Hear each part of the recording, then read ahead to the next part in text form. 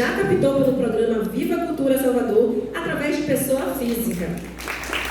E Tiago Tal, produtor que já captou pelo programa Viva Cultura através de pessoa jurídica.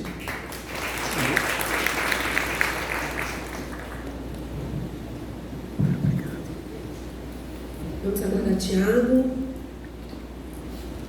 Bem-vindos. Passamos a palavra agora para a Laís Freire. Olá, boa tarde a todos. Meu nome é Laís, sou uma cantora e compositora aqui de Salvador e eu fui contemplada pelo edital Viva Cultura no final do ano passado, consegui a aprovação e vou contar um pouco aqui sobre a minha experiência, né, que eu acho que é o que vocês estão esperando, assim, saber um pouco como foi a minha experiência como pessoa física e artista proponente desse edital.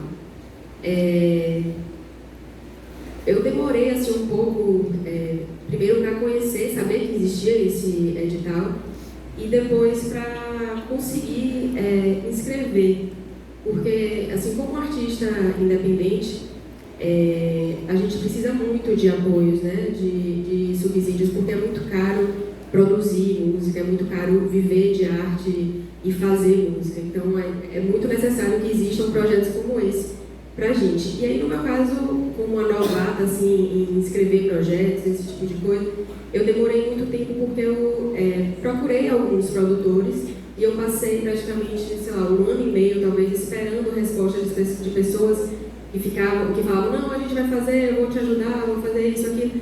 E aí, sei lá, eu acho que foi uns 4 meses esperando cada pessoa conseguir me dizer que não ia poder me ajudar, até eu me dar conta que eu teria que fazer sozinha. E aí, uma última pessoa com quem eu falei me falou do Viva Cultura e eu fui atrás, li o edital e depois liguei muitas vezes para a Gregório de Matos, não sei dizer quantas vezes, para poder conseguir entender exatamente como que funcionava, qual que era a diferença da doação e do patrocínio.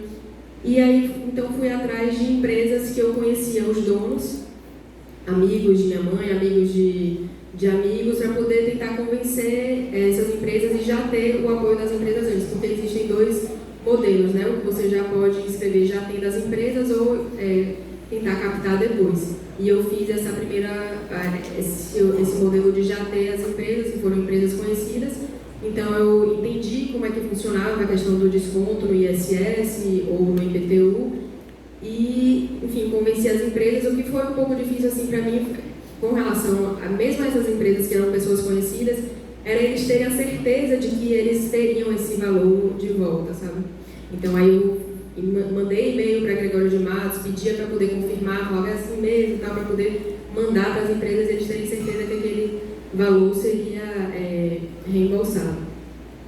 O processo de inscrição eu achei super simples pela plataforma, fiz a inscrição, depois acompanhei o resultado. A primeira vez teve uma divergência lá, depois eu consertei, deu tudo certo, passei. E o processo depois das empresas me passarem o valor que elas acertaram que eu passar e de receber o desconto também foi tudo tranquilo. E, enfim, esse projeto, eu sou muito grata a esse projeto porque me possibilitou poder começar a produzir o meu primeiro álbum autoral, que eu inclusive vou apresentar algumas músicas lá embaixo para vocês daqui a pouco. E é isso. Obrigada. Passamos agora a palavra para Tiago Tal. Boa tarde a todos e a todas. Então, eu acho que quando eu cheguei aqui era tudo mato, né? A lei estava bem começando e não tinha assim tanta demanda, tanta procura. Logo depois da pandemia, né, aquela baixa assim dessa movimentação cultural e, lógico, né, como tudo que está ali começando a gente estava começando a entender não só a lei, mas como ela poderia ser melhorada, né? Tinha muitas coisas que ela precisava de melhoria, de aperfeiçoamento e que a Fundação Gregório de Matos sempre foi muito aberta, né, para ouvir, para mudar, para mexer, para melhorar. Então isso foi um grande diferencial. Eu costumo dizer que a grande diferença da lei Viva Cultura para as outras leis é que a gente consegue ter uma relação mais direta, não só com a secretaria, né, no caso com a fundação, como também com os patrocinadores, porque a decisão de patrocínio, na sua grande maioria, está dentro de Salvador. Diferente quando a gente capta, né, Rouanet ou faz cultura, que muitas vezes a decisão está fora daqui e a gente fica, ok, vamos esperar a decisão vir de fora e muitas vezes acaba não aprovando. Então, assim, eu queria nessa minha fala estar trazendo alguns pontos importantes, porque sempre quando eu falava, né, nos grupos de produtores, falava, vamos buscar o Viva Cultura e tudo mais, os próprios produtores achavam que não era uma lei de incentivo que fosse das mais interessantes, né, para ser executada. E aí eu sempre trazia alguns pontos, que é o que eu acabo falando em toda reunião, que eu vou captar, que eu apresento para as empresas patrocinadoras, que são alguns pontos que eu considero o Viva Cultura muito melhor do que as outras leis de incentivo. Então, assim, só resumindo aqui, se você for pegar o Rouanet Faz Cultura e o Viva Cultura, o desconto do imposto na Rouanet é 4%, no Faz Cultura é 5% e no Viva Cultura é 20%.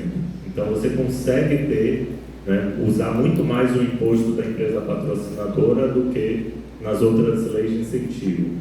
A tramitação eu considero a mais rápida de todas. Por mais que a Rouanet muitas vezes deixe o projeto apto à captação relativamente rápido, né? Não tem esse problema que Gel vai falar sobre contratar parecerista e tudo mais, mas por outro lado, quando você tem um projeto apto à captação e consegue o patrocínio na Rouanet, ele começa uma etapa de análise do projeto mais criteriosa que leva 2 meses, né? Então acaba que, 2 meses no mínimo, né? Então acaba que o tempo de tramitação da Rouanet não é tão rápido quanto parece, porque só ficar apto à captação não garante a liberação do recurso. O recurso vai para uma conta bloqueada primeiro, para depois, né, ir para uma outra análise e ser liberado, então isso demora um pouco. O Faz Cultura, o tempo de tramitação passa de 3 meses, geralmente. Então, de fato, o tempo de tramitação, na fala de manhã de George, é isso. A gente às vezes tem uma empresa patrocinadora e quer patrocinar no mês seguinte, a gente cadastra o projeto agora. O tempo de habilitação é super rápido, porque você cadastra o projeto essa semana, no início da semana seguinte já está sendo habilitado, né, caso a documentação esteja tudo ok.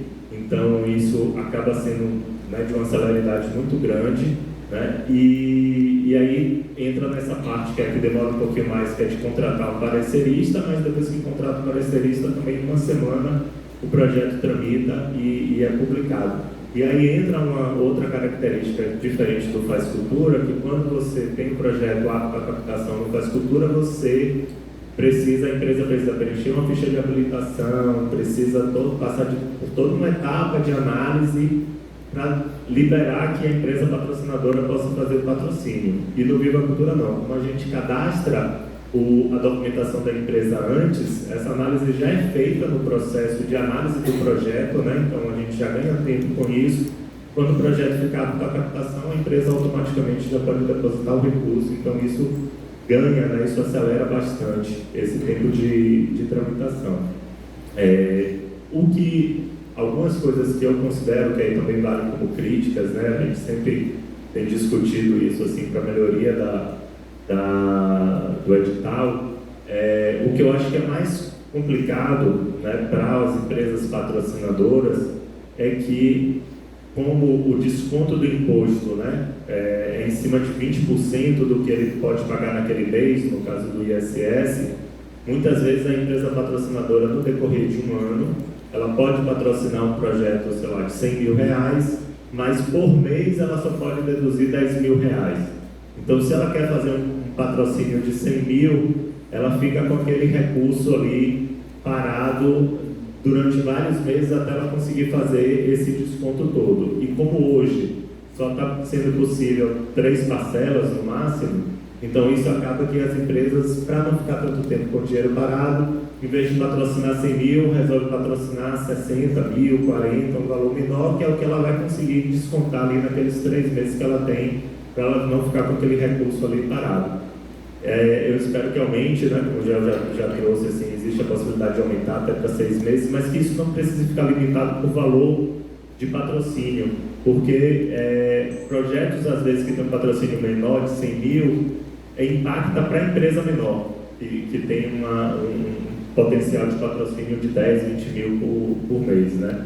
Então, isso é uma característica que eu acho que pode melhorar, enfim, pode ser melhor trabalhada. E o outro ponto que eu acho que realmente a gente precisa entender melhor e avaliar melhor com relação a essa relação com o IPTU, né? Lógico, porque muitas vezes a empresa patrocinadora ela tem, né, um potencial de IPTU e talvez seja por isso que não tenha tantas empresas patrocinando assim, né, via IPTU, mas como o desconto do IPTU acaba sendo no boleto do ano seguinte, a empresa muitas vezes ela não quer ficar com aquele recurso, né, durante meses e meses fora da conta até vir o boleto para ela poder descontar. Então acaba que a gente tem trabalhado com a janela de outubro ali para início de novembro, mas é uma janela que também é muito complexa, assim, porque às vezes a empresa quer entender que ela pode estar fazendo isso e já está descontando ali no mesmo ano, enfim. Tinha um problema que a gente conseguiu corrigir, assim, resolver, né, porque os primeiros patrocínios existiam um tempo muito grande de dedução do imposto, né, de isenção do imposto, então levava às vezes 4 ou 5 meses para o patrocinador conseguir resolver isso, mas aí a gente conseguiu, mais uma vez, sentando com a fundação, entendendo, né, que se não houvesse essa retenção já no mês seguinte, a gente poderia perder potenciais patrocinadores que patrocinam mês a mês, né? Então hoje realmente há uma força-tarefa para você receber o patrocínio esse mês, a gente envia o comprovante e no mês seguinte a empresa patrocinadora já tem o seu ISS retido. Isso mudou assim completamente a possibilidade de patrocínio das empresas que têm esse potencial de patrocinar mês a mês, né? E aí tem dois outros pontos que eu acho que são importantes, né? A gente está trazendo aqui, que assim, ao mesmo tempo que é interessante uma desburocratização que existe no edital, inclusive na forma de lidar, né, com os proponentes, é super tranquilo esse diálogo, né, com a equipe, com o Douglas, com o George, com a equipe da FGM. Às vezes também a gente sente falta, que é o que eu também reclamo lá no Faz Cultura, enfim, a gente sente falta de alguns manuais, algumas formas de se fazer a prestação de contas, o manual de identidade de marcas, sabe? A marca do Viva Cultura não tem uma opção monocromia, sabe? Isso é uma loucura, assim, a gente está há, sei lá, quantos anos trabalhando com a lei, e a gente não tem opção de, se quiser usar uma opção de monocromia na marca, assim, sabe? Então, para a gente que trabalha com a diversidade de marcas, de patrocínio e tudo mais, isso acaba sendo um pouco como não.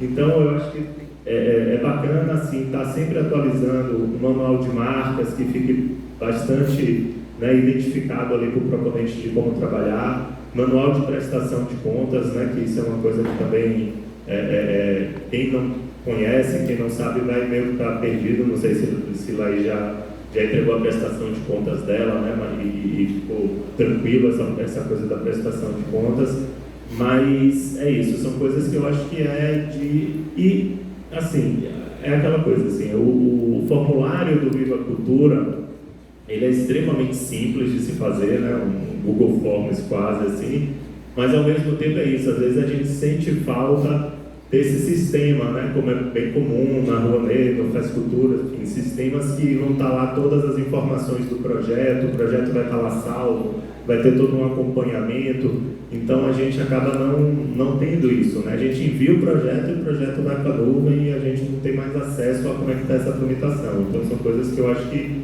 inclusive o que Jorge vai trazer, né, quando for falar do painel, talvez isso seja um passo aí de amadurecimento. Nesses últimos anos, a gente conseguiu realizar uma série de projetos assim, de todas as áreas artísticas e com diversos patrocinadores diferentes, e o retorno das empresas patrocinadoras tem sido sempre bastante positivo com relação à lei de incentivo, e tirando aquele início lá que estava demorando 5 meses, hoje as empresas estão entendendo que vale a pena assim, patrocinar pela lei e vale a pena investir em projetos aqui mesmo no município, né? É isso.